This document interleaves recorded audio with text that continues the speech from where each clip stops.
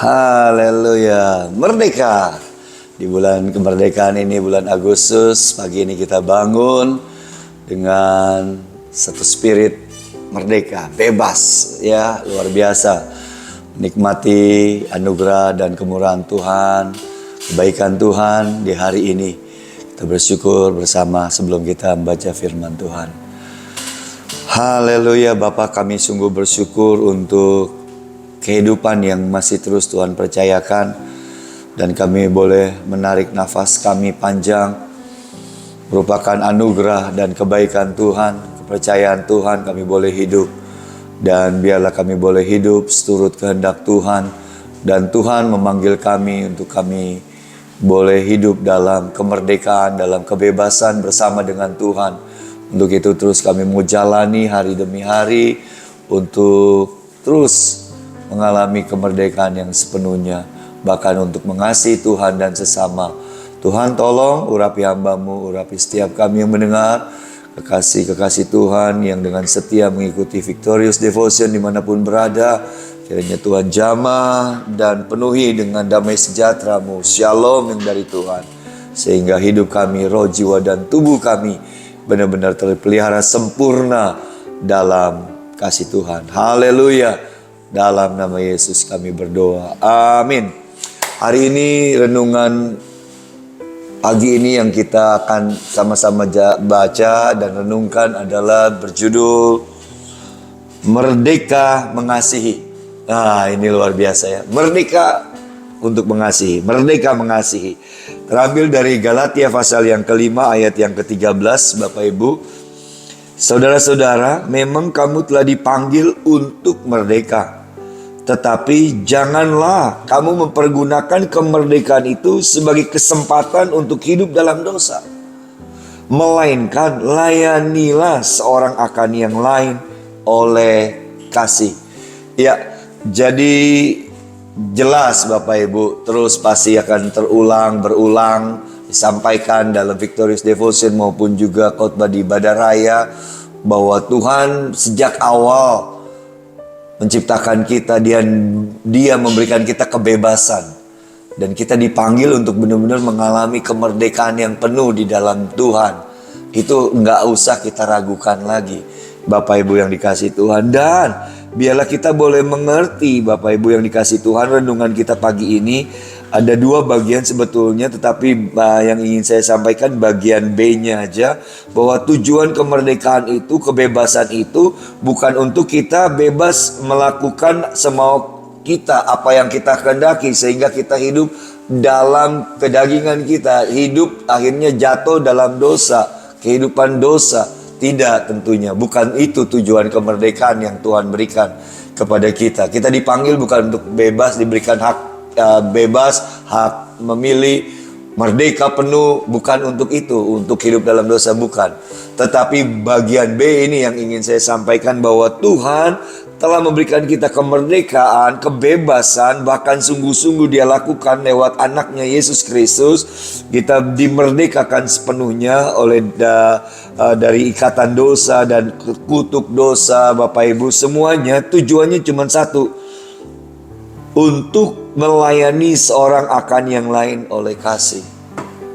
Jadi itu tujuan Tuhan, untuk kita hidup dalam kemerdekaan, dalam kebebasan di dalam Dia, yaitu dengan kemerdekaan yang diberikan kepada kita. Kita nggak lagi terikat oleh kedagingan kita, hawa nafsu, keegoisan kita, mementingkan diri kita, Bapak Ibu, mau menang sendiri, kebenaran diri sendiri, itu semua. Tetapi kita bebas tuh dari hal-hal yang sedemikian, sehingga kita bebas mengasihi Tuhan. Kita memilih dengan kehendak kita, dengan kemauan kita, dengan segenap hati kita, memilih melakukan perbuatan kasih, yaitu kasih kepada Tuhan, dan khususnya dalam ayat ini kasih kepada sesama. Layanilah seorang akan yang lain oleh kasih. Bapak Ibu yang dikasihi Tuhan, itu yang Tuhan mau, Bapak Ibu yang dikasihi Tuhan.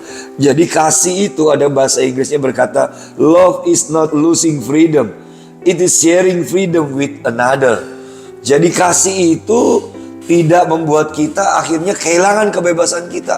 Waduh, gara-gara kita hidup mengasihi, kita jadi nggak bebas. harus ngampunin, harus begini dan begitu, menuruti perintah Tuhan. Seakan kita jadi nggak bebas. Terbalik, salah. Enggak, justru Bapak Ibu yang dikasihi Tuhan, kasih itu adalah membagikan kebebasan kita kepada orang lain, freedom kita kepada yang lain. Nah, itu yang luar biasa. Itu yang Tuhan mau Bapak Ibu, lewat kemerdekaan itu. Dan bagaimana caranya? Singkat aja, satu, dan itu kita belajar dari Tuhan Yesus. Bagaimana dia bisa memiliki bebas, merdeka penuh untuk mengasihi bahkan orang yang menyakiti dia. Yohanes 15 ayat yang ke-9 berkata demikian. Ya, Yohanes 15 ayat yang 9. Seperti Bapa telah mengasihi aku, demikianlah juga aku telah mengasihi kamu. Tinggallah di dalam kasihku itu. Just as the Father has loved me, I have also loved you. Remain in my love. Jadi kunci untuk kita dapat memiliki kebebasan untuk mengasihi semua orang, seperti Yesus mengasihi semua orang tanpa pandang bulu, tanpa memandang suku, bangsa, ras, golongan, warna kulit, rambut, dan segala macam. Karena dia bisa lakukan itu, karena dia tinggal dalam kasih Bapa. Jadi kuncinya adalah kita tinggal dalam kasih Allah, kasih agape. Dan kasih agape itu melingkupi kita, memenuhi kita. Seluruh hidup kita, roh, jiwa, dan tubuh dipenuhi dengan kasih Allah. Dan itu meluber keluar, meluap keluar, terpancar keluar. Sehingga kita bisa mengasihi dengan bebas, tanpa hambatan. Nah, itu yang luar biasa. Karena kasih itu kita mengasihi semua orang tanpa syarat. Orang yang jahat kepada kita sekalipun, orang yang menyakiti kita, orang yang mengkhianati kita, orang yang memfitnah kita, bahkan orang yang paling kejam menurut kita. Tapi dengan kasih Allah, ketika kita tinggal dalam kasih Bapa, masih saya percaya kita dapat mengasihi orang itu, Bapak Ibu, dengan bebas. Walaupun kita nggak mampu, mungkin manusia, tapi kasih itu akan menguasai kita. Paulus juga menasihatkan seperti ini, 2 Korintus 5 ayat 14. Sebab kasih Kristus yang menguasai kami, karena kami telah mengerti bahwa jika satu orang sudah mati untuk semua orang, maka mereka semua sudah mati. Ayat berikutnya, dan Kristus telah mati untuk semua orang, supaya mereka yang hidup tidak lagi hidup untuk dirinya sendiri, tetapi untuk Dia yang telah mati dan telah dibangkitkan untuk mereka. Sebab itu kami tidak lagi menilai seorang menurut ukuran manusia. Dan jika kami pernah menilai Kristus menurut ukuran manusia, sekarang kami tidak lagi menilainya demikian. Ya, kita dikuasai kasih Kristus, kasih Allah menguasai kita, Bapak Ibu, memenuhi kita. Maka kita akan bisa mengerti. Kita bisa lagi gak menilai orang menurut ukuran kita, tetapi dengan ukuran kasih Allah. Dan kasih Allah itu mengasihi semua orang. Saya pernah dengar kesaksian sepasang suami istri yang anaknya dibunuh. Kemudian Tuhan bilang dia harus mengampuni pembunuhnya. Bertemu, dia bilang kalau bisa saya tonjok dulu dan saya pukul dulu, saya gimana dulu. Pokoknya balas dulu. Dia maunya begitu, tetapi dia enggak. Bahkan Tuhan bilang, kamu harus mengasihi, mengampuni dia. Loh, kenapa Tuhan? Tuhan, kok saya yang kehilangan anak putri saya satu-satunya, kok Tuhan lebih sayang dia malah? Tuhan bilang, enggak, aku sayang pembunuh itu, aku mengasihi dia. Kamu pun juga harus mengasihi dia, seperti aku mengasihi dia. Akhirnya dengan kasih Tuhan yang melingkupi sepasang suami istri ini, Bapak Ibu, mungkin di YouTube itu pernah viral. Dia bisa mengasihi. Kenapa? Karena dia tinggal dalam kasih Allah. Ayo, kita bisa dengan bebas mengasihi semua orang tanpa syarat, seperti Bapa mengasihi semua orang. Demikianlah juga kita bisa melakukannya. Kenapa? Karena kita mau tinggal dalam kasih-Nya, memenuhi kita dan menolong kita untuk kita akhirnya merdeka mengasihi tanpa halangan, tanpa barrier otak, pikiran, begini begitu. Enggak, dihantam terus, diterobos dengan kasih Allah. Amin untuk firman Tuhan. Semangat merdeka untuk mengasihi siapapun mereka. Kita harus kasih. Haleluya, amin. Mari kita berdoa.